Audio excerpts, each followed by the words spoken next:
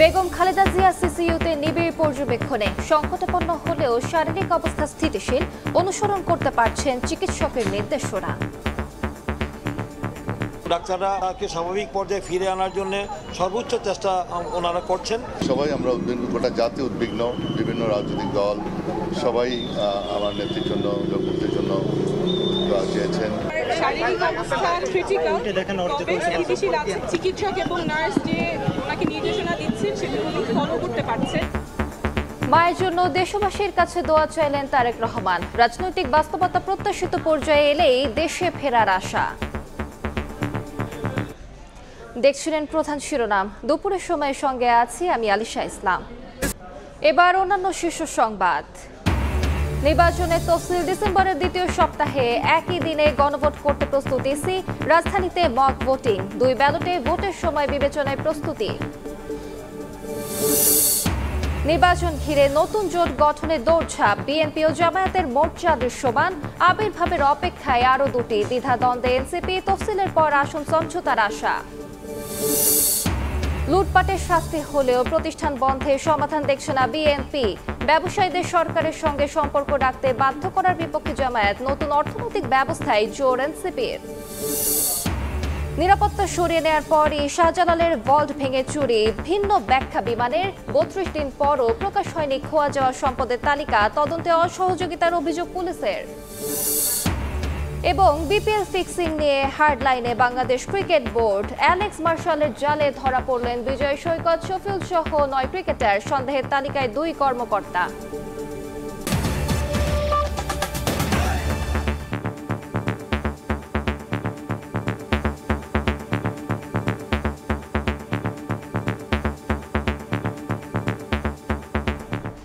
বেগম খালেদা জিয়া রাজধানীর ever care হাসপাতালের সিসিইউতে নিবিড় পর্যবেক্ষণে।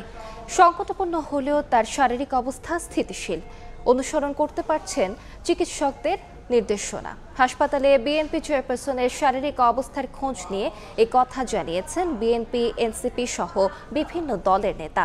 বেগম জিয়ার জন্য দেশবাসীর কাছে দোয়া চেয়েছেন তারা। বিএনপি নেতা আহমেদ আজম খান জানিয়েছেন, এয়ার অ্যাম্বুলেন্স ঠিক করে রাখা হয়েছে। বিদেশে নেয়ার মতো অবস্থায় আসলে নেওয়া হবে ব্যবস্থা। ফুসফুস ও হৃদযন্ত্রের সংক্রমণ নিয়ে রাজধানীর এভার কেয়ার হাসপাতালের সিসিইউতে চিকিৎসাধীন বিএনপি চেয়ারপারসন বেগম খালেদা জিয়া। 3 বারের সাবেক এই প্রধানমন্ত্রীর স্বাস্থ্যের খোঁজ নিতে হাসপাতালে আসছেন বিএনপি সহ বিভিন্ন রাজনৈতিক দলের নেতারা। শনিবার সকালে বেগম জিয়াকে দেখতে আসেন ডাকসুর সাবেক এজিএস ও বিএনপি নেতা নাজিম উদ্দিন আলম। হাসপাতাল থেকে বেরিয়ে দলীয় প্রধানের জন্য সবার কাছে দোয়া চান তিনি। পরে দলটির যুগ্ম মহাসচিব খায়রুল কবির খোকন জানান, বেগম জিয়ার অবস্থা অপরিবর্তিত। চিকিৎসার জন্য বিদেশে নেয়ার প্রয়োজন হলে সিদ্ধান্ত নেবে। এটি সবচেয়ে জটিল রোগ। সবাই আমরা উদ্বিগ্ন, গোটা জাতি উদ্বিগ্ন, বিভিন্ন রাজনৈতিক দল সবাই আমার নেত্রীর জন্য, মুক্তির জন্য চেয়েছেন। যেহেতু তার অবস্থা অপরিবর্তিত রয়েছে, উন্নতি হয়নি, অবনতি হয়নি, এবং তাকে বোধহয় ইয়েতে নিয়েছেন, ওটিতে নিয়েছেন। ওখানে বোধহয় তার পরীক্ষা নিরীক্ষা করে দেখছেন আর কি, যে তার অবস্থার কতটুকু উন্নত করা যায়। আর বাইরে বেশ কয়েকটি দেশে হসপিটাল ইতিমধ্যেই করা আছে, ঠিক করা আছে, এয়ার অ্যাম্বুলেন্স ঠিক করা আছে। এদিন সকালে বেগম জিয়াকে হাসপাতালে দেখতে আসেন এনসিপি নেতারা। অবস্থা সংকটাপন্ন হলেও বেগম জিয়া সজাগ ও সজ্ঞান আছেন বলে জানান এনসিপি নেতা ডাক্তার তাসনিম জারা। ডাক্তার ও নার্সদের নির্দেশনা বেগম জিয়া বুঝতে পারছেন বলেও জানান তিনি। আর ফেসিবাদী আমলে রাজনৈতিক প্রতিহিংসায় বেগম জিয়ার চিকিৎসা ব্যাহত হয়েছে বলে জানান হাসনাত আব্দুল্লাহ। সজ্ঞানে আছেন, সজাগ আছেন। চিকিৎসক এবং নার্স যে ওনাকে নির্দেশনা দিচ্ছেন সেগুলো উনি ফলো করতে পারছেন। ওনার শারীরিক অবস্থা ক্রিটিক্যাল, তবে উনি ফাইট করছেন এবং দেশবাসীর কাছে আহ্বান থাকবে ওনার দ্রুত আরোগ্যের জন্য সকলে দোয়া করবেন। আল্লাহ ওনাকে হাসিনার ফাঁসি দেখা পর্যন্ত ওনাকে যেন আল্লাহ বাঁচিয়ে রাখেন। এদিকে বেগম জিয়ার স্বাস্থ্যের খবর নিতে এসে নাগরিক ঐক্যের সভাপতি মাহমুদুর রহমান মান্না বলেন, বিএনপি চেয়ারপারসনের বর্তমান শারীরিক অবস্থায় তাকে বিদেশে নিয়ে চিকিৎসা করানো সম্ভব না। বিদেশে নেওয়াটা এখনই নেওয়া যাবে না সম্ভবত, মানে ফ্লাই করবার জন্য যে স্টেবল কন্ডিশন দরকার ওইটা হয়নি। বিদেশে যাবার জন্য যে প্রস্তুতিগুলো নিতে হয় সেই প্রস্তুতিগুলো তারা নিয়ে রেখেছেন। প্রায় এক সপ্তাহ আগে শারীরিক অবস্থার অবনতি হলে বিএনপি চেয়ারপারসনকে রাজধানীর এভার কেয়ার হাসপাতালে ভর্তি করা হয়। শাকির আহমেদ, সময় সংবাদ, ঢাকা। এই মুহূর্তে রাজধানীর এভার কেয়ার হাসপাতালের সামনে আছেন সহকর্মী শাকির আহমেদ। সবশেষ অবস্থা জানতে সরাসরি যাচ্ছি তার কাছে। শাকির, বিএনপি চেয়ারপারসন বেগম খালেদা জিয়াকে রাজধানীর এভার কেয়ার হাসপাতালে ভর্তি করা হয়েছে। বর্তমানে তিনি ক্রিটিক্যাল অবস্থা অর্থাৎ সংকটাপন্ন অবস্থায় আছেন বলে জানিয়েছেন তার দলের নেতাকর্মী। পাশাপাশি বিভিন্ন দল থেকে যারা তাকে দেখতে আসছেন বা তার শারীরিক অবস্থার খোঁজ খবর নিতে আসছেন তারা কিন্তু জানিয়েছেন তিনি ক্রিটিক্যাল অবস্থায় আছেন। আমরা যতটুকু দেখতে পেরেছি সকাল থেকে এখানে বিএনপি, জাতীয় নাগরিক পার্টি, এনসিপি, নাগরিক ঐক্য সহ বিভিন্ন দলের নেতাকর্মীরা কিন্তু এসেছেন। তারা বেগম জিয়ার সঙ্গে সরাসরি সাক্ষাৎ করতে না পারলেও তারা কিন্তু তাকে দূর থেকে দেখেছেন এবং তার যে চিকিৎসক বোর্ড যেটি রয়েছে সেই বোর্ডের সঙ্গে তারা কথা বলেছেন। সবশেষ বিএনপি নেতা পাশাপাশি এনসিপি নেতা ডাক্তার তাসনিম যারা যেমনটি বলছিলেন যে তিনি ক্রিটিক্যাল বা সংকটাপন্ন অবস্থায় আছেন। গত দুদিন ধরে তার যে অবস্থা সেই একই রকম রয়েছে, অর্থাৎ অবস্থা কিন্তু তার অপরিবর্তিত রয়েছে এমনটি বলছেন। পাশাপাশি যদি বলতে যাই এনসিপির নেতা চিকিৎসক তাসনিম যারা বলছিলেন যে তিনি আসলে চিকিৎসকদের যে নির্দেশনা বা ইশারা সেটি তিনি বুঝতে পারছেন এমনটি কিন্তু জানিয়েছেন ডাক্তার তাসনিম যারা। পাশাপাশি রাজনৈতিক দলের নেতারা যারা রয়েছেন তার দলের যারা নেতাকর্মী তারা বলছেন যে বেগম জিয়াকে বিদেশে যেন নিয়ে যাওয়ার সুযোগ হয় সেজন্য তাদের যে প্রস্তুতি অর্থাৎ বিদেশের হাসপাতালের সঙ্গে কথা বলা, পাশাপাশি এয়ার অ্যাম্বুলেন্স ঠিক করে রাখা, সার্বিক প্রস্তুতি সম্পন্ন আছে। তবে বেগম জিয়ার বর্তমানের যে শারীরিক অবস্থা সেটিতে তারা বলছেন যে তাকে বিদেশে নিয়ে যাওয়ার এই অবস্থায় সম্ভব নয়। তিনি বিদেশে নিয়ে যাওয়ার মতো পরিস্থিতিতে আসলে বা অবস্থায় আসলে তাকে হয়তো বিদেশে নিয়ে যাওয়া হবে, সেটি আসলে মেডিকেল বোর্ড সিদ্ধান্ত নেবে এমনটি নেতাকর্মীরা বলছেন। পাশাপাশি ফেসিবাদী শাসনামলে গত 15 থেকে 17 বছরে তার যে চিকিৎসা সংক্রান্ত বিষয়গুলো রয়েছে সেগুলোতে ব্যাঘাত ঘটার কারণেই আসলে আজকের যে তার ক্রিটিক্যাল অবস্থা সেটি হয়েছে এমন কিন্তু অভিযোগ করেছেন রাজনৈতিক দলের নেতারা। পাশাপাশি আজকে তাকে যারা দেখতে এসেছেন, স্বাস্থ্যের খোঁজ খবর নিতে এসেছেন, তারা কিন্তু সবাই একটি কথাই বলছেন যে দেশবাসীর কাছে তারা দোয়া চেয়েছেন এবং বলছেন যে দলীয় নেতাকর্মী সহ যারাই আছে তার স্বজন শুভানুধ্যায়ী যারাই আছেন তারা যেন হাসপাতালের সামনে ভিড় না করেন, তারা যেন বেগম খালেদা জিয়ার সুস্থতায় দোয়া করেন সেটি কিন্তু তারা বলেছেন। পাশাপাশি তারা বলেছেন যে নেতাকর্মীদের উদ্বিগ্ন না হওয়ার জন্য এবং দলীয় প্রধানের যে শারীরিক অবস্থার খোঁজ খবর সেটি অবশ্যই নেতাকর্মীরা মিডিয়ার মাধ্যমে পাবেন, সেজন্য তাদেরকে শান্ত থাকতে বলেছেন। পাশাপাশি এই হাসপাতাল এলাকায় ভিড় না করার জন্য কিন্তু বিএনপির পক্ষ থেকে জানানো হয়েছে। তো এই ছিল আমার কাছে রাজধানীর এভার কেয়ার হাসপাতাল থেকে বিএনপি চেয়ারপারসন বেগম খালেদা জিয়ার স্বাস্থ্য সহ চিকিৎসা সংক্রান্ত আনুষঙ্গিক সর্বশেষ খবরাখবর। সরাসরি যুক্ত ছিলাম এভার কেয়ার হাসপাতালের সামনে। এদিকে বেগম খালেদা জিয়ার সুস্থতার জন্য দেশবাসীর কাছে দোয়া অব্যাহত রাখার আহ্বান জানিয়েছেন বিএনপির ভারপ্রাপ্ত চেয়ারম্যান তারেক রহমান। লন্ডন থেকে দেশে ফেরা তার একক সিদ্ধান্তের ওপর নির্ভরশীল নয় বলে ফেসবুক স্ট্যাটাসে জানিয়েছেন তিনি। তারেক রহমান জানান, রাজনৈতিক বাস্তবতা প্রত্যাশিত পর্যায়ে আসা মাত্রই দেশে ফিরবেন তিনি। ফুসফুস ও হৃদযন্ত্রের সংক্রমণ নিয়ে সংকটাপন্ন অবস্থায় রাজধানীর এভার কেয়ার হাসপাতালের সিসিইউতে চিকিৎসাধীন বিএনপি চেয়ারপারসন বেগম খালেদা জিয়া। মায়ের স্নেহ স্পর্শ পাওয়ার অপেক্ষায় দলের ভারপ্রাপ্ত চেয়ারম্যান তারেক রহমান। তবে লন্ডন থেকে দেশে ফেরা তার একক সিদ্ধান্তের উপর নির্ভরশীল নয় বলে সামাজিক যোগাযোগ মাধ্যমের এক স্ট্যাটাসে তিনি জানিয়েছেন। তারেক রহমান জানান, রাজনৈতিক বাস্তবতার প্রত্যাশিত পর্যায়ে আসা মাত্রই দেশে ফিরবেন তিনি। তারেক রহমান সবার কাছে দোয়া চেয়েছেন। আন্তরিক দোয়া ও ভালোবাসার জন্য দেশবাসীর প্রতি কৃতজ্ঞতা জানিয়েছেন তারেক রহমান। স্ট্যাটাসে তিনি আরও জানান, দেশ বিদেশের চিকিৎসক দল বরাবরের মতো তাদের উচ্চমানের পেশাদারিত্ব ছাড়াও সর্বোচ্চ আন্তরিক সেবা দিয়ে আসছেন। বন্ধুপ্রতিম একাধিক রাষ্ট্রের পক্ষ থেকে উন্নত চিকিৎসা সহ সম্ভাব্য সব সহযোগিতার আকাঙ্ক্ষা ব্যক্ত করেন। প্রধান উপদেষ্টা বেগম জিয়ার রোগ মুক্তির জন্য দোয়ার সঙ্গে চিকিৎসায় সহযোগিতার প্রতিশ্রুতি ব্যক্ত করায় অন্তর্বর্তী সরকারের প্রতি কৃতজ্ঞতা জানিয়েছেন তারেক রহমান। 23 নভেম্বর শারীরিক অবস্থার অবনতি হলে বিএনপি চেয়ারপারসন বেগম খালেদা জিয়াকে এভারকেয়ার হাসপাতালে ভর্তি করা হয়। শাহিন আলম, সময় সংবাদ, ঢাকা। বেগম খালেদা জিয়ার অসুস্থতা কোনো স্বাভাবিক ঘটনা নয়। বিগত সরকারের আমলে কারাবন্দী থাকার সময় তাকে স্লো পয়জন দেয়া হয়েছিল বলে মন্তব্য করেছেন বিএনপি স্থায়ী কমিটির সদস্য মির্জা আব্বাস। দুপুরে রাজধানীর পুরানা পল্টনে ফটো জার্নালিস্ট অ্যাসোসিয়েশন কার্যালয়ে রূপসী বাংলা আলোকচিত্র প্রতিযোগিতার পুরস্কার বিতরণ অনুষ্ঠানে তিনি এ কথা বলেন। বিদেশে বসে আওয়ামী লীগের নির্বাচন প্রতিহতের হুমকি কোনো কাজে আসবে না বলেও জানান তিনি। বেগম জিয়ার সুস্থতার জন্য শুধু উপাসনালয় নয়, দেশের প্রতিটি ঘরে দোয়া করার আহ্বান মির্জা আব্বাসের।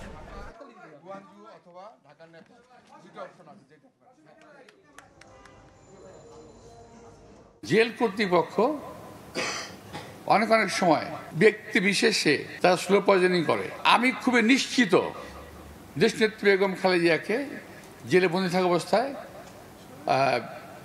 স্লো পয়জনিং করা হয়েছিল। ওনার এই আজকে অসুস্থতাটা কিন্তু স্বাভাবিক অসুস্থতা নয়, এটা একটা অস্বাভাবিক পরিস্থিতির শিকার হয়ে উনি আজকে এই অবস্থায় উনি আছেন। সবাই যেন শুধুমাত্র মসজিদ, মাদ্রাসা, মন্দির, মঠ, গির্জা নয়, প্রতিটি বাড়িতে প্রতিটি মানুষ যেন তার জন্য দোয়া করেন। ডিসেম্বরের দ্বিতীয় সপ্তাহে জাতীয় সংসদ নির্বাচনের তফসিল ঘোষণা করা হবে বলে জানিয়েছেন প্রধান নির্বাচন কমিশনার এএমএম নাসির উদ্দিন। জানান, ধীরে ধীরে আইন শৃঙ্খলা পরিস্থিতির উন্নতি হচ্ছে। রাজধানীর শেরেবাংলা নগর সরকারি বালিকা উচ্চ বিদ্যালয়ে সংসদ নির্বাচন এবং গণভোটের মক ভোট পরিদর্শনে এসে এই কথা জানান সিএসি। এ সময় তিনি বলেন, একই সঙ্গে জাতীয় সংসদ এবং গণভোট দুই ব্যালটে ভোট দিতে কত সময় লাগছে তা দেখেই জাতীয় নির্বাচনের প্রস্তুতি সম্পন্ন করবে ইসি।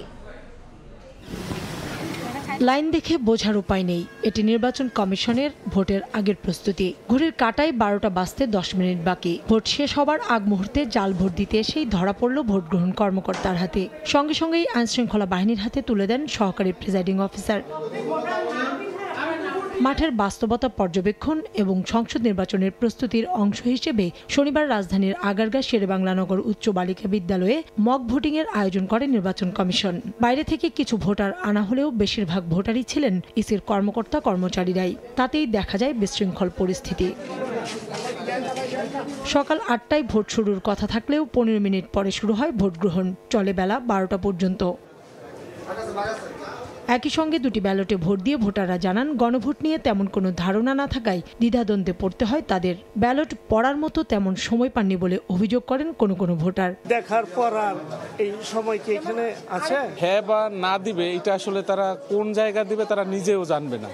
এই জায়গাটা একটু আমাদের ব্যাপক প্রচার করা উচিত। ব্যালটের লেখা পড়ার ব্যাপারে বেশিরভাগ ভোটারের অনীহা দেখা গেছে। দুটো কন্ডিশন পুরোপুরি পড়েছি আর দুটো কন্ডিশন পড়ে নাই। আমি দুটো কন্ডিশন পড়ে আমি বুঝি যে কি দেওয়া যায় না, এটা পড়ার সুযোগ হয় না। ভোট কেন্দ্র পরিদর্শনে এসে সিএসি জানান, মক ভোটিং এর ফলাফলের উপর ভিত্তি করে কেন্দ্রের সংখ্যা, জনবল বাড়বে কিনা এসব বিষয়ে সিদ্ধান্ত নেবে ইসি। এই যে আজকে মক ভোটিংটা কেন করছি আমরা, এর time management is a major objective, one of the major objectives. আমাদের ভোটের সেন্টার যদি বাড়াইতে হয় আমরা বাড়াবো। আগে তো একটা আমরা করেছিলাম এক ধরনের হিসাব থেকে এটা করেছিলাম, একটা ভোট দিতে কতক্ষণ লাগে এগুলোতে হিসাব করেছিলাম। এখন আজকে আমরা রিয়েল টাইম অ্যাসেসমেন্টটা করবো যে এটা ভোটিংয়ে কত লাগে, দরকার হলে আমরা ভোটের সেন্টার বাড়াবো। এখানে খরচটা নট মোর ইম্পর্টেন্ট নাও। সংসদ ভোট এবং গণভোট নিয়ে কমিশনের প্রস্তুতি আছে উল্লেখ করে সিএসি জানান, ডিসেম্বরের দ্বিতীয় সপ্তাহে তফসিল ঘোষণা করা হবে। তফসিল হোপফুলি আমরা যেটা আশা করছি দ্বিতীয় সপ্তাহে হবে ডিসেম্বরে। ইসির মক ভোটিংয়ে 500 জন ভোটারের বিপরীতে ভোট পড়েছে 352টি। ভোট পড়েছে 70.4%। কাউসার চৌধুরী কুমু, সময় সংবাদ, ঢাকা। নির্বাচন সামনে রেখে অন্তত 4টি জোটের আবির্ভাব হতে যাচ্ছে রাজনীতিতে। যুগপথ আন্দোলনের শরিকদের নিয়ে বিএনপি এবং আন্দোলনের সঙ্গী 7 দল নিয়ে জামায়াতের মোর্চা অনেকটাই দৃশ্যমান। তবে জোট গঠন নিয়ে বিপত্তিতে এনসিপি। মধ্যপন্থী দল নিয়ে নতুন জোট নাকি বিএনপি জামায়াতের কোনো এক দলের সঙ্গে আসন সমঝোতা, তা নিয়ে অভ্যন্তরীণ টানাপোড়েনে দলটি। আর বাম দলগুলোর বৃহত্তর নতুন মোর্চাও আত্মপ্রকাশের অপেক্ষায়। হাসান ওয়ালির প্রতিবেদন। জোট এবং আসন সমঝোতা রাজনীতিতে এখন আলোচিত শব্দযুগল। দেশে নির্বাচনী জোট দীর্ঘদিনের সংস্কৃতি হলেও কর্তৃত্ববাদী শাসনে একদলীয় জোটের বাইরে সবই ছিল অকার্যকর। দীর্ঘদিন পর প্রতিদ্বন্দ্বিতাপূর্ণ নির্বাচনের আভাস, তাই তো শক্ত অবস্থান জানান দিতে তৎপর ছোট বড় সব দল। জোট বা সমঝোতায় এগিয়ে বিএনপি। শেখ হাসিনা বিরোধী যুগপৎ আন্দোলনে থাকা শরিকদের নিয়ে নির্বাচনের ঘোষণা দিয়ে রেখেছে দলটি। অন্যদিকে 5 দফা দাবি নিয়ে রাজপথে নামা 7 দলকে নিয়ে জামায়াতের মোর্চাও রূপ নিচ্ছে নির্বাচনী সমঝোতায়। বাম গণতান্ত্রিক জোট, বাংলাদেশ জাসদ এবং ফ্যাসিবাদ বিরোধী বাম মোর্চারও হচ্ছে নতুন জোট। তবে জোট গঠন নিয়ে অভ্যন্তরীণ মতবিরোধ চরমে এনসিপির। এবি পার্টি গণ অধিকার নিয়ে আলাদা জোটের খবরে ডালপালা মেললেও তা এখন অনেকটাই অনিশ্চিত। শেষ পর্যন্ত বিএনপি কিংবা জামায়াতের সঙ্গে হতে পারে এনসিপির আসন সমঝোতা। প্রার্থী বাছাই থেকে শুরু করে নিয়ে এনসিপির সদস্য সচিব আখতার হোসেন বলছেন, মধ্যপন্থী দল নিয়ে আলাদা জোট গঠনে অন্তত 10টি দলের সঙ্গে আলোচনা চালিয়ে যাচ্ছে তার দল। তবে বিএনপি বা জামায়াতের সঙ্গে আসন সমঝোতার সম্ভাবনাও উড়িয়ে দেননি তিনি। মধ্যপন্থী যে দলগুলো রয়েছে তাদেরকে সাথে নিয়ে একটা জোটের ব্যাপার নিয়ে আমরা দীর্ঘ সময় ধরে আমরা আলাপ আলোচনা করেছি। এই পার্টির গণ অধিকার পরিষদ থেকে শুরু করে নিয়ে এই সংখ্যাটা 10 পেরিয়ে গেছে। আমাদের মধ্যে আলাপ আলোচনাটা এখনো পর্যন্ত চলমান রয়েছে। দেশের স্বার্থকে মাথায় রেখে কোনো জোটে অন্তর্ভুক্ত হওয়ার, সেটা বিএনপি জামাত যে কোনো বিষয়ের জন্য আমরা এখনো পর্যন্ত আমাদের আলোচনা আমরা চলমান রেখেছি। অন্যদিকে 54 যুক্ত ফ্রন্টের আদলে জোট গঠনের কথা জানিয়ে বাম গণতান্ত্রিক জোটের সমন্বয়ক বলছেন, শুধু নির্বাচন নয়, আন্দোলন সংগ্রামকে মাথায় রেখেই আত্মপ্রকাশ করতে যাচ্ছে নতুন জোট। 54 যে যুক্ত ফ্রন্ট হয়েছিল তার আদলে নয়া যুক্ত ফ্রন্ট এরকম নামের প্রস্তাব আছে। শুধুমাত্র নির্বাচনকে সামনে রেখে না, আন্দোলন সংগ্রাম এবং নির্বাচন এটাকে কেন্দ্র করে আমরা জোটবদ্ধ হওয়ার জন্য চেষ্টা করছি। আসন সমঝোতার সিদ্ধান্ত চূড়ান্ত হলেও শরিক দলগুলোর জয়ী হওয়ার সম্ভাব্যতা যাচাই করেই আসন ছাড়ের কথা বলছে জামায়াত। যে এখানে যাকে দিলে তিনি পাশ করবেন সেই দলকে আমরা সেখানে দেব, সবাই মিলে তাকে সাপোর্ট করব। যে লিয়াজো কমিটি করা হয়েছে, এই 8 দল থেকে একটা লিয়াজো কমিটি, তার এগুলো নিয়ে আলাপ আলোচনা করছেন। হয়তো আগামী সপ্তাহ বা এর পরের সপ্তাহে এটা একটা ডিসিশনে আমরা বুঝতে পারব। যুগপৎ আন্দোলনের শরিকদের ছাড় দিতে বিএনপি অপেক্ষা করছে তফসিল ঘোষণার দিনক্ষণের। বিএনপি আছে, মেইন স্ট্রিম পলিটিক্সে আছে, আর কোন দল কি মেইন স্ট্রিম কিনা এটা আমি বলতে পারবো না। যুগপথদের সাথে নিয়েই আমরা নির্বাচন করি, আমরা আন্দোলন করেছি, যুগপথদের সাথে নিয়েই আমরা নির্বাচন করব, যুগপথদের সাথে নিয়েই আমরা সরকার পরিচালনা করব। ডিসেম্বরের প্রথমার্ধে তফসিল ঘোষণার লক্ষ্যে কাজ করছে নির্বাচন কমিশন। প্রস্তুতি চূড়ান্ত করতে রাজনৈতিক দলগুলোর সঙ্গে বৈঠকও করছে সংস্থাটি। হাসান ওয়ালি, সময় সংবাদ, ঢাকা। সরকারের 2 উপদেষ্টার নির্বাচন করার ইচ্ছে থাকলে অনেক আগেই পদ থেকে সরে দাঁড়ানো উচিত ছিল, কারণ তারা এখনো সরকারে থাকলে সরকারের নিরপেক্ষতা প্রশ্নের মুখে পড়বে বলে মন্তব্য করেছেন বিপ্লবী ওয়ার্কার্স পার্টির সাধারণ সম্পাদক সাইফুল হক। শনিবার ডিবেট ফর ডেমোক্রেসি আয়োজিত আসন্ন 13শ জাতীয় সংসদ নির্বাচনে আইনশৃঙ্খলা পরিস্থিতি নিয়ন্ত্রণের চ্যালেঞ্জ নিয়ে ছায়া সংসদে তিনি এই কথা বলেন। অনুষ্ঠানে প্রধান অতিথির বক্তব্যে তিনি বলেন, নির্বাচনে কালো টাকার খেলা বন্ধ করার জন্য কোনো উদ্যোগ নির্বাচন কমিশনের পক্ষ থেকে দৃশ্যমান নয়, বরং নির্বাচনকে কেন্দ্র করে ধর্ম নিয়েও জবরদস্তি চলছে। তিনি আরও বলেন, জাতীয় নির্বাচন ভণ্ডুলের জন্য তারাই তৎপর যারা ক্ষতিগ্রস্ত হবে এবং অনির্বাচিত সরকার দীর্ঘায়িত করতে চায়। তারা যদি নির্বাচনই করতে চান, এখনো তারা কেন সরকারের মধ্যে আছেন এটা আমার কাছে বোধগম্য না। কারণ সরকার চরিত্রের দিক থেকে তারা একটা দল নিরপেক্ষ অন্তর্বর্তী সরকার। বিশেষ কোনো ইডিওলজি, বিশেষ কোনো রাজনৈতিক দল, কোনো মতাদর্শ, কোনো অংশীজনকে মদত যোগানোটা সরকারের কাজ না। আর সরকারের নিরপেক্ষতা নিয়েও তো মানুষ এখনো পুরোপুরি নিশ্চিত হতে পারেনি। সুতরাং সরকারের নিরপেক্ষতা কোনো কারণে যদি প্রশ্নবিদ্ধ হতে থাকে, এটাও আগামী নির্বাচনের একটা প্রশ্ন হিসেবে এটা উত্থাপিত হবে। লুটপাটকারীদের শাস্তি চায় বিএনপি, তবে অর্থনীতির স্বার্থে প্রতিষ্ঠান বন্ধে সমাধান দেখছে না দলটি। অর্থনীতিতে দুর্বৃত্তপনায় রাষ্ট্র সহায়তা করছে অভিযোগ করে ব্যবসা বান্ধব পরিবেশ তৈরিতে রাজনৈতিক সদিচ্ছা নিশ্চিতের তাগিদ জামায়াতের। আর মাফিয়া ব্যবসায়ীদের বিচার নিশ্চিতের আহ্বান জানাচ্ছে এনসিপি। রাজধানীর এক অর্থনৈতিক সম্মেলনে এসব কথা বলেন রাজনৈতিক দলের নেতারা।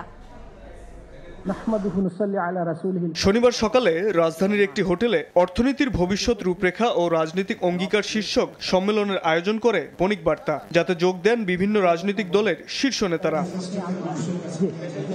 এ সময় লাল ফিতার দৌরত্বে সরকার নিজেই ব্যবসা বাণিজ্যে প্রতিবন্ধকতা তৈরি করে রেখেছে বলে অভিযোগ করেন গণসংহতি আন্দোলনের প্রধান সমন্বয়কারী জোনায়েদ সাকি। আর সব মানুষের অংশগ্রহণ নিশ্চিতে নতুন অর্থনৈতিক মডেলে যাওয়ার উপর জোর দেন বিএনপির স্থায়ী কমিটির সদস্য আমির খসরু মাহমুদ চৌধুরী। ব্যুরোক্রেসি যেভাবে ব্যবসাকে অনুৎসাহিত করে এখানে, সেইটা যদি বন্ধ না হয় তাহলে আমরা বড় ব্যবসার জায়গাটাকে পৌঁছাতে পারবো না। বড় রাজনীতিকে যেভাবে গণতন্ত্রের কথা আমরা বলছি, অর্থনীতিকেও আমাদের গণতন্ত্রের দিকে নিয়ে যেতে হবে। খালি রাজনীতিকে গণতন্ত্র করবেন, নির্বাচন করবেন, সরকার হবে, সংসদ হবে, সেটা কিন্তু সলিউশন হবে না। নানা বৈষম্য এবং অর্থনৈতিক আকাঙ্ক্ষা থেকে গণ অভ্যুত্থানের সূচনা হয়েছিল মন্তব্য করে এনসিপির আহ্বায়ক নাহিদ ইসলাম বলেন, সুষ্ঠু নির্বাচন আয়োজনই এখন বড় চ্যালেঞ্জ। বিগত সরকারের আমলে আমরা অবকাঠামোগত উন্নয়নের কথা অনেক বেশি শুনেছি। উন্নয়নের কথা আমরা শুনেছি যেটা মূলত ইনফ্রাস্ট্রাকচার বেসড, কিন্তু আমাদের ইকোনমিটা জাস্টিস বেসড হতে হবে। একটা ন্যায় ভিত্তিক অর্থনীতি, যে ইকোনমিটা মূলত সমাজে বৈষম্যটাকে কমিয়ে আনার সত্যিকার অর্থেই সেই পলিসিটা থাকবে, যেখানে প্রতিযোগিতামূলক বাজার ব্যবস্থা যেমন থাকবে, অন্যদিকে রাষ্ট্রের কল্যাণ নীতিও একই সাথে থাকতে হবে। অর্থনীতিতে দুর্বৃত্তপনায় রাষ্ট্র সহায়তা করছে অভিযোগ করে জামায়াতে ইসলামীর আমির ডক্টর শফিকুর রহমান বলেন, ব্যবসা বান্ধব পরিবেশ তৈরিতে রাজনৈতিক সদিচ্ছা নিশ্চিত করতে হবে। বৈপ্লবিক পরিবর্তন নয়, বরং যৌক্তিক পরিবর্তনে সবাইকে ঐক্যবদ্ধ হওয়ার আহ্বান জানান তিনি। আমরা যখন বিদেশি বন্ধুদের সাথে বসি, তাদেরকে আহ্বান জানাই, আসো। বলে কোথায় আসবো? তোমার দেশ তো স্টেবল না, তোমার দেশে তো লাল ফিতা, তোমার দেশে তো আমার জীবনের এবং আমার ফান্ডের হুমকি আছে, আমার ফান্ডের সেফটি ছাড়া আমি এখানে আসবো কেন? বিএনপি মহাসচিব মির্জা ফখরুল ইসলাম আলমগীর বলেন, শুধু নতুন বাংলাদেশ নয়, বরং সমৃদ্ধ বাংলাদেশ গড়া বিএনপির লক্ষ্য। অর্থনীতির স্বার্থে গত 16 বছরে লুটপাটকারীদের শাস্তি নিশ্চিত হলেও প্রতিষ্ঠানগুলো সচল রাখার উপর জোর দেন তিনি। লুটপাট করে নিয়ে চলে গেছেন, তাদেরকে ধরেন, তাদেরকে শাস্তি দেন। তাদের যে ইন্ডাস্ট্রিগুলো আছে, তাদের যে শিল্প কলকারখানা আছে, সেগুলো যে হাজার হাজার মানুষ কাজ করছে, সেগুলো বন্ধ করে দিয়ে যে 14 লক্ষ বেকার হয়ে গেছে শুনলাম কিছুক্ষণ আগে, তারা যাবে কোথায়? এই বেকারত্বটা আমরা সৃষ্টি করছি কেন? সম্মেলনে দেশের শীর্ষস্থানীয় ব্যবসায়ী, অর্থনীতিবিদ সহ বিভিন্ন শ্রেণী পেশার বিশিষ্টজনরা আগামী বাংলাদেশ বিনির্মাণে মতামত তুলে ধরেন। সুন্দর করে শাবাব ওয়াসি, সময় সংবাদ, ঢাকা। দেশে ডলার সংকট নেই জানিয়ে বাংলাদেশ ব্যাংকের গভর্নর বলেন, রমজানে পণ্য আমদানিতে এলসি খোলায় কোনো জটিলতা নেই। ইসলামী ধারার 5 ব্যাংক নিয়ে গঠিত সম্মিলিত ইসলামী ব্যাংকের কার্যক্রম আগামী সপ্তাহে শুরু হবে বলেও জানান তিনি। রাজনৈতিক হস্তক্ষেপ বন্ধ করে বাংলাদেশ ব্যাংকে স্বায়ত্তশাসন নিশ্চিতের তাগিদ দেন গভর্নর। বিগত সরকারের সময়ে নজরবিহীন লুটপাটে খেলাপি ঋণের সর্বশেষ পরিমাণ দাঁড়িয়েছে 6,45,000 কোটি টাকা, যা বিতরণ করা ঋণের প্রায় 35.77%। আমি অন্তত শনিবার রাজধানীর একটি হোটেলে চতুর্থ বাংলাদেশ অর্থনৈতিক সম্মেলনে ব্যবসায়ীরা বলেন, বৈদেশিক মুদ্রার সংকট, টাকার অবমূল্যায়ন আর রাজনৈতিক অস্থিরতায় আমদানি খরচ বেড়েছে। অভিযোগ রয়েছে, ব্যবসায়ীদের ঋণ না দিয়ে ট্রেজারি বন্ডে বিনিয়োগ করছে ব্যাংকগুলো। আমদানি শুল্ক থেকে শুরু করে সবকিছু মিলে প্রায় 60%-এর মতো ক্যাপিটাল রিকোয়ারমেন্ট বেড়েছে। লোন অ্যাপ্রুভাল থাকা সত্ত্বেও এলসি করতে পারছেন না, কারণ আপনারা জানেন সকলে অনেকগুলো ব্যাংক স্থবির হয়ে আছে। ক্লাসিফাইড করলেই টাকাটা প্রভিশনে রাখতে হয়, প্রভিশন করলে ডিভিডেন্ড দেওয়া যাবে না। আর সেই কারণেই এটা যদি আমি অ্যাভারেজ 35% ধরি, তাহলে এই 35% টাকা গেল কোথায়? তবে অ্যাসোসিয়েশন অফ ব্যাংকার্স এবিবির দাবি, এলসি সহ কোনো খাতেই নেই জটিলতা। কি পরিমাণ রিস্ক আমরা ক্যারি করি, কিভাবে টাকাগুলো লুট হয়ে যায়, কিভাবে টাকাগুলো সাইফন্ড অফ হয়ে যায়, কিভাবে টাকাগুলো কর্পোরেট সেক্টর টাকাটা মেয়ের বিয়ে দেয়, BMW গাড়ি কেনে এবং করে আমাদের লোনটা ব্যাক করে, একবার চিন্তা করে না যেটা গরিব দেশের রাষ্ট্রের টাকা এগুলো। এই সময় বাংলাদেশ ব্যাংকের গভর্নর বলেন, অতীতে রাজনৈতিক প্রভাবেই সংকটে পড়ে ব্যাংক খাত, বিষয়টি বিবেচনা রাখতে হবে আগামী সরকারকে। বলেন, সম্মিলিত ইসলামী ব্যাংকের কার্যক্রম শুরু হবে আগামী সপ্তাহ থেকে। ডলার সংকট না থাকায় রমজানের পণ্য আমদানিতে খোলা হয়েছে অতিরিক্ত ঋণপত্র। এই বছরের রমজানে আমি এখনই বলতে পারি আমরা কোনো ধরনের শঙ্কা দেখছি না। এলসি ওপেনিং বিভিন্ন পণ্যের ক্ষেত্রে 50%, কোনো কোনো ক্ষেত্রে 15%, গতবারের করসপন্ডিং পিরিয়ডের চাইতে বেশি আছে। ব্যাংক রেজলিউশন অর্ডিন্যান্সকে আমরা প্রয়োগ করতে যাচ্ছি। তাই 5টা ব্যাংকের মাধ্যমে আমরা নতুন একটা ব্যাংক ক্রিয়েট করব। আমরা আশাবাদী এটা আগামী সপ্তাহেই এটা লঞ্চিং হয়ে যাবে। ব্যাংক খাতের দুরবস্থার জন্য বন্ড স্টক মার্কেটের দুর্বলতাকেও দায়ী করেছেন গভর্নর। সাইফুল ইসলাম, সময় সংবাদ, ঢাকা। কৃষির সঙ্গে রাজনীতি, আন্তর্জাতিক প্রভাব জড়িত উল্লেখ করে খাদ্যের স্বয়ংসম্পূর্ণ হবার বিকল্প নেই বলে জানিয়েছেন প্রধান উপদেষ্টার প্রেস সচিব শফিকুল আলম। সিরডাপ মিলনায়তনে এক আন্তর্জাতিক সম্মেলনে এই মন্তব্য করেন তিনি। প্রধান অতিথির বক্তব্যে শফিকুল আলম আরও বলেন, আগামীতে যে সরকারি ক্ষমতায় আসুক মানুষের খাদ্য অধিকার নিশ্চিতের পাশাপাশি রফতানি বাড়াতে হবে। সয়াবিন আমদানির মধ্য দিয়ে যুক্তরাষ্ট্রের সঙ্গে বাংলাদেশের বাণিজ্য সম্পর্ক আরও উন্নত হয়েছে বলে জানান প্রেস সচিব। বলেন, জনগণের খাদ্যের নিশ্চয়তা দেয়াই দেশের যে কোনো সরকারের সবচেয়ে অগ্রাধিকার খাত হওয়া উচিত।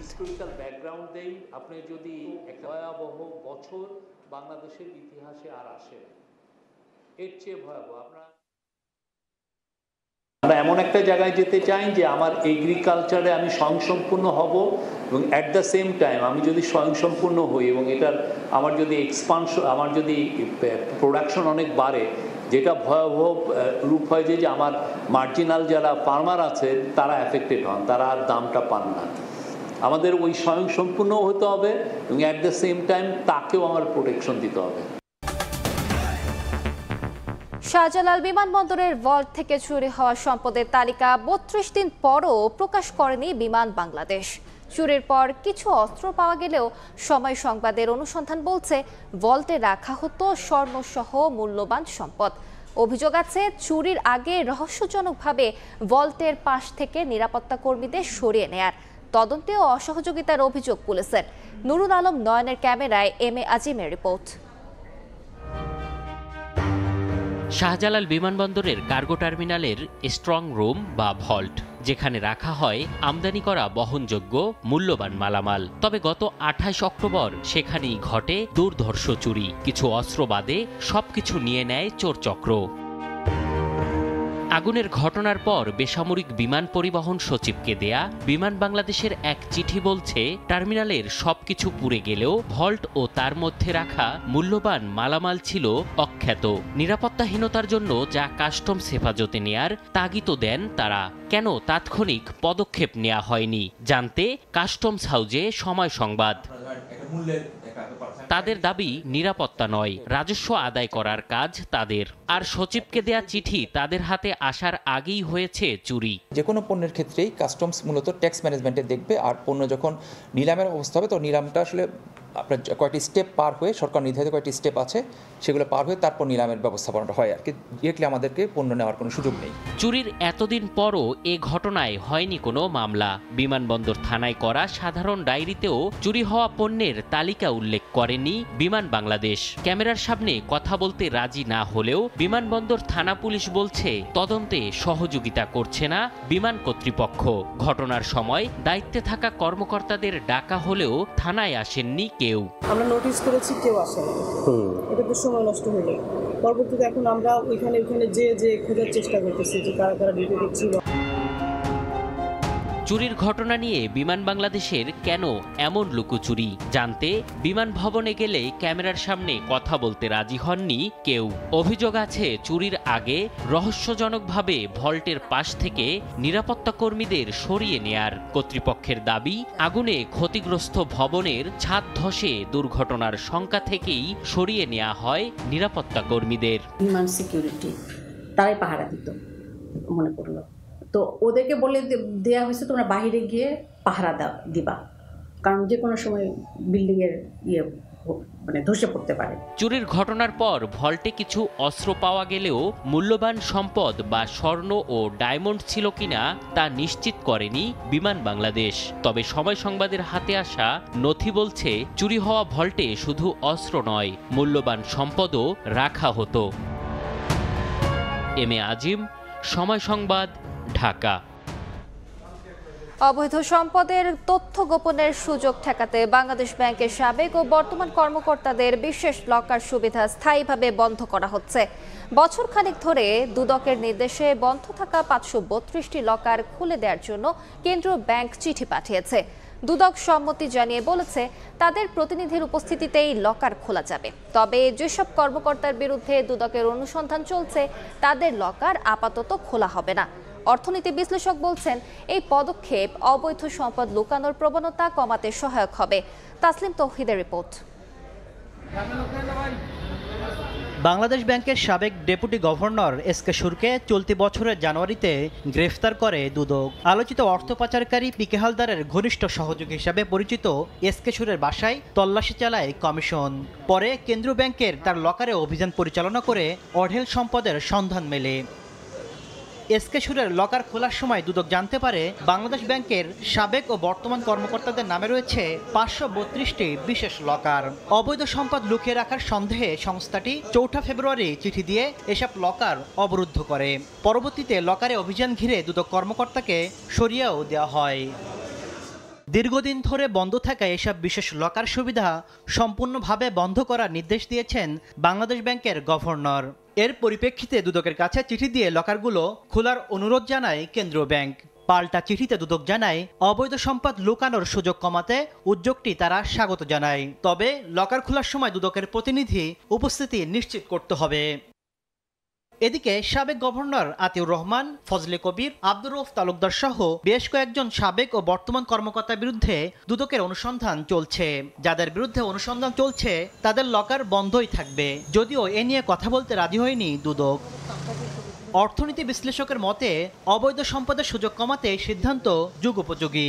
লকার সার্ভিসকে কেন্দ্র করে দুর্নীতি দমন কমিশন এবং বাংলাদেশ ব্যাংকের গভর্নর যে সিদ্ধান্তটা নিয়েছে, এই সিদ্ধান্তকে কেন্দ্র করে বাংলাদেশ ব্যাংকের কর্মকর্তাদের ভিতরে হোক এবং ব্যাংকে যারা কমার্শিয়াল ব্যাংকে যারা কর্মরত রয়েছে তাদের ভিতরেও কিন্তু একটা আতঙ্ক বিরাজ করছে এবং তারা কিন্তু এখন থেকে এটা সচেতন হবে যে দুর্নীতি করা থেকে তারা একটা বিরত থাকবে। বাংলাদেশ ব্যাংকের যাদের নামে অনুসন্ধান কিংবা মামলা চলমান রয়েছে সেই তালিকা প্রস্তুত করতে কাজ করছে দুদক। তাসলিম তৌহিদ, সময় সংবাদ। অবশেষে আলোর মুখ দেখতে যাচ্ছে নানা জটিলতায় থমকে থাকা বাস রুট রেশনালাইজেশন প্রকল্প। প্রাথমিকভাবে নির্ধারণ করা হয়েছে 42টি রুট। খসড়া মন্ত্রণালয়ে পাঠানো হয়েছে উল্লেখ করে ডিটিসিএ বলছে মন্ত্রণালয়ের পর্যবেক্ষণ ও মতামত পেলে দ্রুতই শেষ হবে বাকি কাজ। সময় ক্ষেপণের কারণ হিসেবে পরিবহন মালিকদের অসহযোগিতা, দলীয় প্রভাব ও সরকারের সদিচ্ছার অভাবকে দুষছেন পরিবহন বিশেষজ্ঞরা। আশরাফুল ইসলামের তোলা ছবিতে রিপোর্ট করেছেন সাইফুল রুদ্র। বাস রুট রেশনালাইজেশনের জন্য 2012 সালের পর থেকে একাধিকবার নানা প্রস্তাব, কারিগরি রিপোর্ট ও পর্যবেক্ষণ জমা পড়ে মন্ত্রণালয়ে, তবে শেষ পর্যন্ত তা ফলপ্রসূ হয়নি।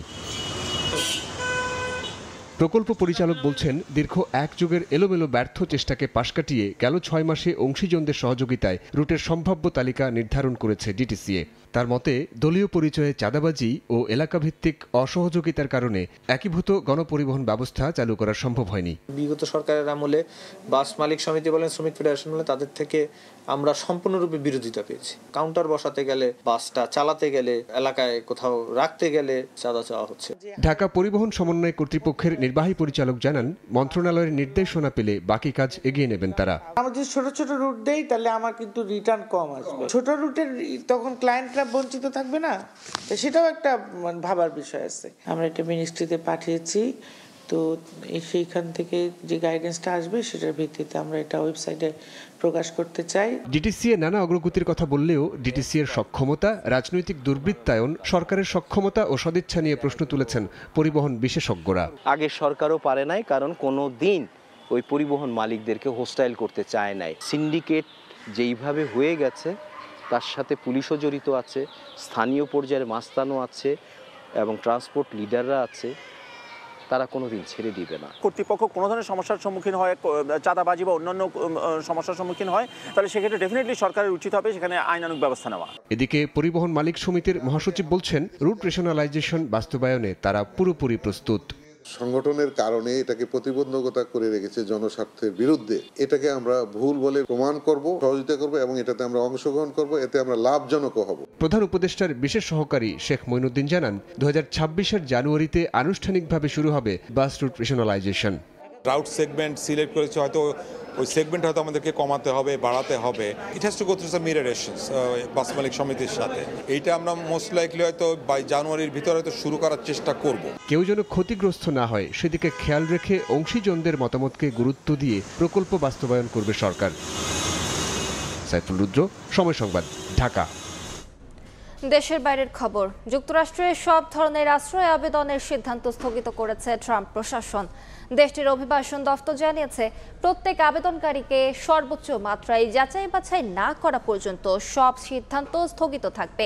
একই সঙ্গে আফগান পাসপোর্টধারীদের ভিসা প্রদান তাৎক্ষণিকভাবে স্থগিত করা হয়েছে।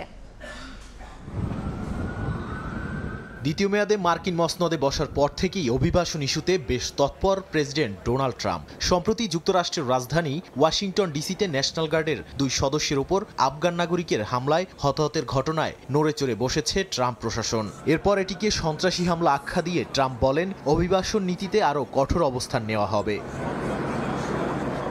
এরই জেরে এবার যুক্তরাষ্ট্রে সব ধরনের আশ্রয় আবেদনের সিদ্ধান্ত স্থগিত করেছে ট্রাম্প প্রশাসন। স্থানীয় সময় শুক্রবার দেশটির অভিবাসন দপ্তর USCIS এর পরিচালক জোসেফ এডলো সামাজিক মাধ্যম এক্সে এক পোস্টে জানান, যুক্তরাষ্ট্রে আশ্রয় প্রার্থী প্রত্যেক বিদেশি নাগরিককে সর্বোচ্চ পর্যায়ে যাচাই বাছাই না করা পর্যন্ত আশ্রয় সংক্রান্ত সব ধরনের সিদ্ধান্ত স্থগিত থাকবে। এদিকে মার্কিন পররাষ্ট্রমন্ত্রী মার্কো রুবিও জানান, আফগান পাসপোর্টধারীদের জন্য ভিসা প্রদান তাৎক্ষণিকভাবে স্থগিত করা হয়েছে। একই সঙ্গে ট্রাম্প প্রশাসন 19টি দেশ থেকে আসা অভিবাসীদের গ্রিন কার্ড পুনরায় পর্যালোচনার নির্দেশ দিয়েছে। এর আগে আরও এক ধাপ এগিয়ে ট্রাম্প বলেন, তৃতীয় বিশ্বের দেশগুলো থেকে আসা অভিবাসন স্থায়ীভাবে বন্ধের কথা ভাবছেন তিনি। যদিও কোন কোন দেশ এর আওতায় পড়বে তা স্পষ্ট করে বলেননি ট্রাম্প। তবে আশ্রয় প্রার্থীদের অধিকার রক্ষার আহ্বান জানিয়েছে জাতিসংঘ। নাদিম মারজান, সময় সংবাদ। ঘূর্ণিঝড় ও বন্যায় শ্রীলঙ্কায় মৃতের সংখ্যা বেড়ে 123 জনে দাঁড়িয়েছে। এখনও নিখোঁজ রয়েছেন 130 জন। ইন্দোনেশিয়ার সুমাত্রায় ভয়াবহ বন্যা ও ভূমিধসে মৃত্যু ছাড়িয়েছে 250। এদিকে পাহাড়ি ঢল ও ভূমিধসে থাইল্যান্ডের দক্ষিণাঞ্চলে জারি হয়েছে সর্বোচ্চ সতর্কতা। স্থানীয় সময় শুক্রবার শ্রীলঙ্কা জুড়ে বয়ে যাওয়া ঘূর্ণিঝড় দিতোয়ার প্রভাবে 300 মিলিমিটারের বেশি বৃষ্টিপাত হয়। এতে দেশটির পূর্ব মধ্যাঞ্চলে ব্যাপক ভূমিধসের ঘটনা ঘটে। এরই মধ্যে বহু মানুষের প্রাণহানি হয়েছে। অনেকে নিখোঁজ থাকায় মৃতের সংখ্যা বাড়তে পারে বলে আশঙ্কা করছে কর্তৃপক্ষ। নিখোঁজদের সন্ধানে চলছে উদ্ধার তৎপরতা। পোলোনারোয়ায় ভেঙে পড়া সেতুর ওপর আটকে থাকা বেশ কয়েকজনকে উদ্ধার করেছে বিমান বাহিনী। ছাদে আটকে থাকা অনেক পরিবারকে নিরাপদে সরিয়ে নেওয়া হয়। দেশজুড়ে ক্ষতিগ্রস্ত প্রায় 44,000 মানুষের ঠাঁই হয়েছে বিভিন্ন স্কুল ও আশ্রয় কেন্দ্রে। ইন্দোনেশিয়ার সুমাত্রা দ্বীপের পরিস্থিতি আরও ভয়াবহ। আকস্মিক বন্যায় পাহাড়ি ঢলে তলিয়ে গেছে পুরো গ্রাম। মৃতের সংখ্যা 250 ছাড়িয়েছে। এখনো নিখোঁজ বহু মানুষ। ঘরবাড়ি ডুবে যাওয়ায় প্রায় 3000 পরিবার আশ্রয় নিয়েছে আশ্রয় কেন্দ্রে। যোগাযোগ বিচ্ছিন্ন হয়ে পড়ায় বন্যা কবলিত এলাকায় পৌঁছানো যাচ্ছে না উদ্ধার কাজে ব্যবহৃত ভারী যন্ত্রপাতি। হাত দিয়ে খুঁড়েই কাদামাটি পাথরের নিচে আটকে পড়াদের খুঁজছে সেনা, পুলিশ ও স্বেচ্ছাসেবীরা। রাইসা জান্নাত, সময় সংবাদ। ম্যাচ ফিক্সিং নিয়ে হার্ড লাইনে বাংলাদেশ ক্রিকেট বোর্ড। আসন্ন বিপিএল এর ক্রিকেটারদের নিলাম তালিকা থেকে বাদ পড়ল বিজয় সৈকত, শফিল সহ সন্দেহভাজন 9 ক্রিকেটারের নাম। এন্টি করাপশন ইউনিট প্রধান অ্যালেক্স মার্শালের সুপারিশ মেনেই এই সিদ্ধান্ত নিয়েছে বিসিবি। 2 কর্মকর্তাকে নিয়েও মতামত দিয়েছেন মার্শাল। তাদের বিরুদ্ধেও ব্যবস্থা নেওয়া হবে বলে জানিয়েছে বোর্ড। বিসিবি আগেই জানিয়েছিল বিপিএলে ফিক্সিংয়ে জড়িতদের নাম তারা প্রকাশ করবে না। তবে চূড়ান্ত যে তালিকা দেয়া হবে সেখান থেকে বাদ দেয়া হবে ক্রিকেটারদের। তাতে বিসিবি না বলে দিলেও নিশ্চিত হয়ে যায় কারা ছিলেন ফিক্সিংয়ের সাথে জড়িত। তাদের বিপক্ষে পাওয়া গেছে প্রমাণ। অনেকের ধারণাই সত্য হয়েছে, এনামুল বিজয় সেই তালিকাতে সবার উপরের দিকে। তারকা ক্রিকেটারের ফিক্সিং এর সাথে জড়িত থাকার প্রমাণ পেয়েছে বিসিবি, যার কারণে তার নাম নেই এবারের বিপিএল এর নিলামের তালিকায়। মোসাদ্দেক সৈকতকে নিয়ে খুব একটা কথা হয়নি, তবে সৈকত ঢাকা ক্যাপিটালসের জার্সিতে ম্যাচ গড়াপেটায় যুক্ত ছিলেন সেই প্রমাণ পেয়েছে বিসিবি। এবার নিলামের তালিকায় ছিলেন সি ক্যাটাগরিতে, সেখান থেকে বাদ দেয়া হয়েছে তাকে। বাকি নামগুলো বাংলাদেশ ক্রিকেটের বড় কোনো তারকা নয়, তবে নিহাদুজ্জামান, তাকে ধরা হচ্ছিল জাতীয় দলের ভবিষ্যৎ। সেই স্পিনারও ছিলেন জড়িত, তার সঙ্গে আছেন মনির হোসেন খান, মিজানুর রহমান। আলাউদ্দিন বাবুর সন্দেহজনক বোলিং দেখি অনেকে ধারণা করেছিলেন তার ফিক্সিং সংশ্লিষ্টতার কথা। বিপিএল এর নতুন নিলামের ক্রিকেটার তালিকায় তার নাম না থাকা সেটা এখন প্রমাণিত। তার সাথে বড় নাম জাতীয় দলে খেলা সঞ্জামুল ইসলাম। বিসিবির প্রথম তালিকায় এসব ক্রিকেটারের নাম থাকলেও অ্যালেক্স মার্শাল পরামর্শ দিয়েছেন এই আসরে তাদের না রাখতে। বিসিবিও সেখানে আর দ্বিমত করেনি। আপাতত কোনো শাস্তি ঘোষণা নয়, এভাবেই এই ক্রিকেটারদের বাইরে রাখা হবে আইসিসি ও বিসিবি আয়োজিত বিভিন্ন আসরে। ক্রিকেটার ছাড়াও কোচিং স্টাফ, কর্মকর্তা ও সাংবাদিকরাও জড়িত আছে, তাদেরকেও রাখা হবে ক্রিকেটের কার্যক্রম থেকে বাইরে। তামিম হোসেন, সময় সংবাদ, ঢাকা। কানামাছি, গোল্লাছুট, বৌচির মতো খেলা একসময় মাতিয়ে রাখত শৈশব। মায়ের চোখ ফাঁকি দিয়ে এসব খেলাতেই ছিল শিশুদের অপার আনন্দ, গড়ে উঠত বন্ধুত্ব। অথচ নতুন প্রজন্মের কাছে এসব খেলা শুধুই কিছু অপরিচিত নাম। যান্ত্রিক জীবন ও খেলার মাঠ কমে হারিয়ে গেছে এমন অনেক খেলা। উম্মেহানির রিপোর্ট, ক্যামেরায় ছিলেন SM সালাউদ্দিন।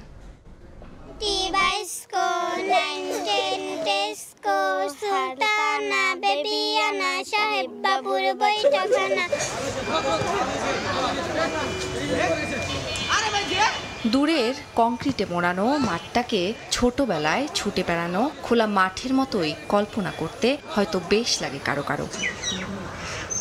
এই তো সেদিনের কথা। গ্রামীণ শৈশবে বন্ধুদের সঙ্গে কত শত খেলায় না রঙিন ছিল জীবন। কিন্তু দুপুরের রোদে কাদা মেখে হাডুডু খেলা বা দোলনায় দুলে প্রজাপতির মতো রঙিন স্বপ্ন দেখা, সবই তখন সোনালি অতীত মনে হয়। একসময় হাডুডু, কানামাছি, গোল্লাছুট এই খেলাগুলো ছিল শৈশবের অংশ।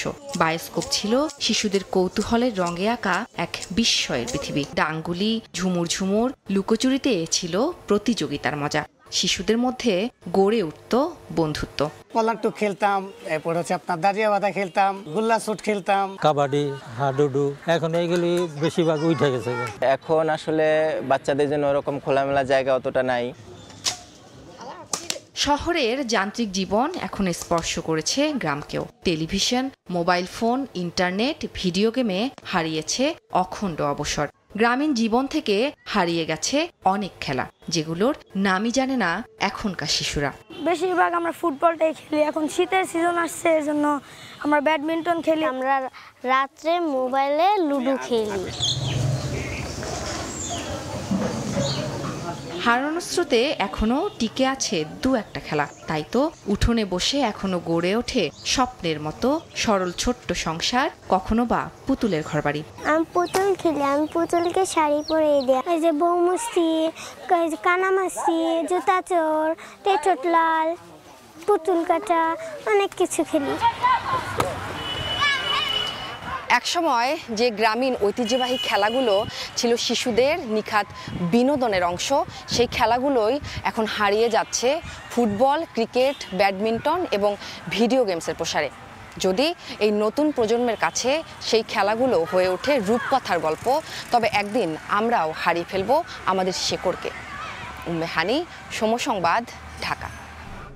এই পর্যায়ে শীর্ষ সংবাদগুলো জানিয়ে দিচ্ছি আরেকবার। বেগম খালেদা জিয়া সিসিইউতে নিবিড় পর্যবেক্ষণে। সংকটাপন্ন হলেও শারীরিক অবস্থা স্থিতিশীল, উন্নতি হলে নেওয়া হবে বিদেশে। দেশবাসীর দোয়া চান তারেক রহমান। নির্বাচনের তফসিল ডিসেম্বরের দ্বিতীয় সপ্তাহে। একই দিনে গণভোট করতে প্রস্তুত ইসি। রাজধানীতে মক ভোটিং, 2 ব্যালটে ভোটের সময় বিবেচনায় প্রস্তুতি। এবং লুটপাটের শাস্তি চায় বিএনপি। প্রতিষ্ঠান বন্ধে নেই সমাধান। ব্যবসা বান্ধব রাজনৈতিক ব্যবস্থার তাগিদ জামায়াতের। নতুন অর্থনৈতিক ব্যবস্থায় জোর এনসিপির।